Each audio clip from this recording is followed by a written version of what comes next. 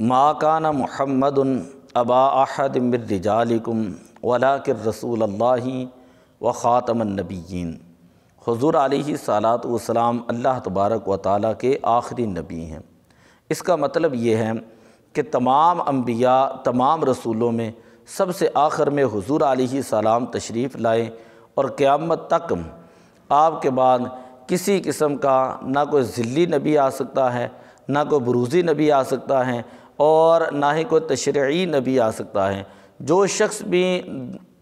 نبوت کا دعویٰ کرے گا وہ کافر ہوگا، وہ مرتد ہوگا، وہ زندیق ہوگا، اور جو اس کے اوپر دلیل طلب کرے گا، امام اعظم ابو حنیفہ رحمۃ اللہ تعالیٰ علیہ فرماتے ہیں وہ شخص بھی اسی وقت کافر ہو جائے گا، اس لیے کہ اس نے قرآن کریم کے قطعی حکم ما کان محمد ابا احد من رجالکم ولکن رسول اللہ و خاتم النبیین کے اوپر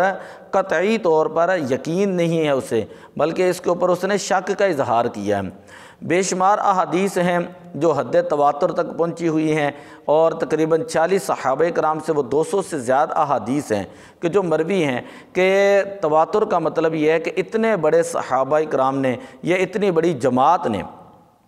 ختم نبوت کی احادیث کو نقل کیا ہے کہ جن کا جھوٹ کے اوپر جمع ہونا محال ہے۔ تو قرآن پاک واضح طور پر کئی جگہ پر حضور علیہ الصلاۃ والسلام کی نبوت کو بھی بیان کرتا ہے، حضور علیہ الصلاۃ والسلام کی قرآن نے رسالت کو بھی بیان کیا۔ ایک جگہ پر فرمایا قل یا ایھا الناس انی رسول اللہ الیکم جمیعا، اے پیارے حبیب فرما دیجئے کہ اے لوگوں، بے شک میں تم تمام کی طرف جو ہے اللہ کا رسول بنا کر بھیجا گیا ہوں۔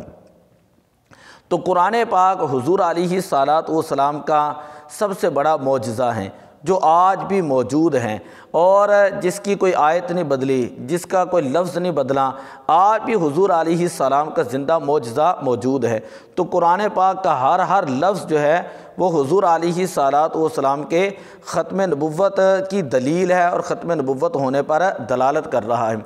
مرزا غلام احمد قادیانی جو نبوت کا جھوٹا دعویٰ کرتا ہے، وہ اپنے آپ کو جو ہے وہ نبی تو بڑی دور کی بات ہے، وہ یہاں تک کہ خدائی کا دعویٰ کرتا ہے۔ اب جو لوگ اس کو مجدد مانتے ہیں، جو لوگ مرزا قادیانی کو محدث مانتے ہیں یا مہدی مانتے ہیں، نعوذ باللہ من ذالک، مسیح موعود مانتے ہیں، وہ ذرا غور سے جو ہے وہ سنیں کہ ایک کتاب ہے اس کی کتاب البریہ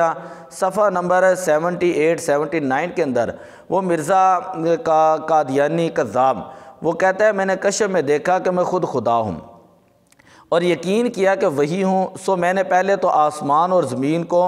اجمالی صورت میں پیدا کیا، پھر میں نے آسمان دنیا کو پیدا کیا۔ تو اس طرح کے اور بہت سارے دعوے ہیں میرے پاس جو حوالہ جات موجود ہیں کہ جن کو ہم اپنی زبان پر ہی لانا گوارا نہیں کرتے، کہ جہاں پر یہ بالکل واضح طور پر موجود ہے کہ اس نے خدائی تک کا دعویٰ کیا۔ تو جو بندہ خدائی کا دعویٰ کرے وہ بندہ تو مسلمان ہی نہیں رہتا، تو جب وہ بندہ مسلمان نہیں رہتا تو وہ محدث کیسے ہو سکتا ہے، وہ مجدد کیسے ہو سکتا ہے، وہ مہدی کیسے ہو سکتا ہے؟ مجدد ہونا تو تب ہے نا جب بندہ مسلمان ہو۔ تو جو بندہ خود خدائی کا دعویٰ کر بیٹھے تو وہ بندہ تو کافر ہے، بلکہ یہ تو کافروں سے بھی بدتر ہے کہ جس نے خدائی کا بھی دعویٰ کیا، اور جس نے آگے جا کر جو خدا کا باپ ہونے کا بھی ایک جگہ پر جو ہے وہ دعویٰ کیا۔ اپنی کتاب حقیقت الوحی صفحہ نمبر 95 کے اندر کہ کہتا ہے کہ معاذ اللہ نقل کفر نہ باشد، خدا نے کہا کہ مرزا ہم ایک لڑکے کی تجھے بشارت دیتے ہیں، گویا آسمان سے اترا خدا اترے گا۔ تو یہ دیکھیں کہ کس طرح کے اس کے جو ہے غلط نظریات ہیں۔ تو خیر ہم اپنے بات کی طرف آتے ہیں کہ حضور علیہ الصلاۃ والسلام اللہ کے آخری نبی ہیں، اور اس کا مطلب یہ ہے کہ قیامت تک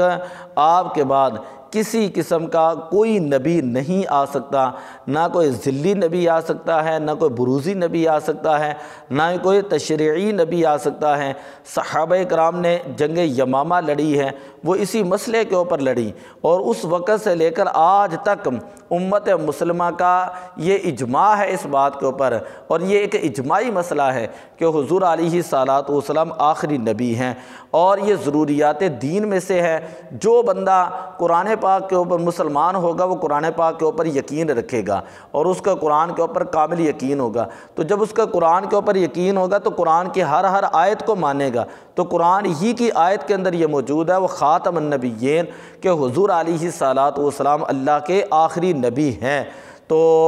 فتح باب نبوت پہ بے حد درود، ختم دور رسالت پہ لاکھوں سلام۔ الصلاۃ والسلام علیک یا خاتم النبیین وعلی آلک واصحابک یا سید المرسلین۔